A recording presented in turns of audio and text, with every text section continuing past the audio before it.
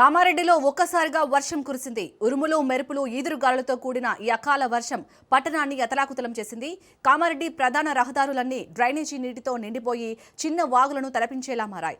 నిజాంసాగర్ చౌరస్తా, Loyola school చౌరస్తా, పాత bus stand Sircilla road, Vidyanagar colony, Bathukammakunta, Panchamukhi, Hanuman colony ప్రాంతాల్లో రోడ్లు పూర్తిగా జలమయమయ్యాయి. వాహనాలు ఎక్కడికక్కడ నిలిచిపోవడంతో ప్రజలు తీవ్ర ఇబ్బందులు ఎదుర్కొన్నారు. కొన్ని వాహనాలు నీటిలో మునిగిపోయాయి.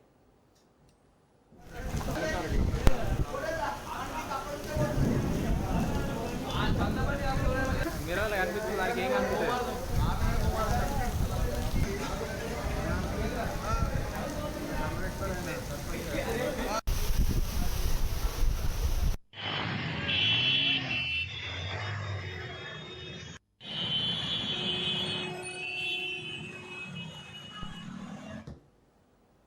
కామారెడ్డి జిల్లాలో భారీ వర్షం కురిసింది. దోమకొండ, బిక్కనూరు, బీబీపేట, సదాశివనగర్, మాచారెడ్డి, రామారెడ్డి, రాజంపేట మండలాల్లో వర్షం కురిసింది.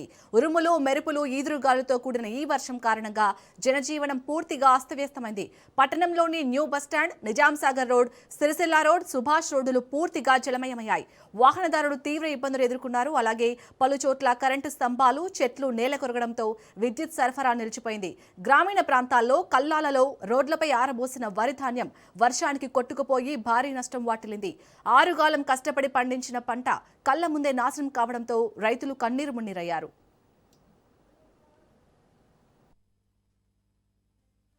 టైంకు కాంటలు అయితే లేవు, కాంటలు అయితే లారీలు వస్తలేవు, లారీలు రాక వడ్లు కాంట చేసి పెడితే 10 రోజుల దాకా సంచులు పోతలేవు. మళ్ళీ ఈ సంచులు లోడ్ చేసుకొని పోతే రైస్ మిల్కి పోతే వాళ్ళు కటింగ్ పెడతారు.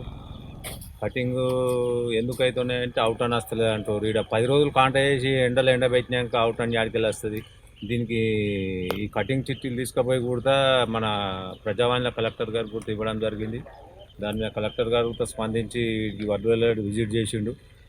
దాని మీద ఇంతవరకు మరి మాకేం చెప్పలేదు, రైస్ మిల్లు ఎందుకు కట్ చేస్తారు అనేది. దయచేసి ప్రభుత్వము ఇంత నిర్లక్ష్యం చేయొద్దు. కాంట అయినాక 2 రోజులు 3 రోజులలో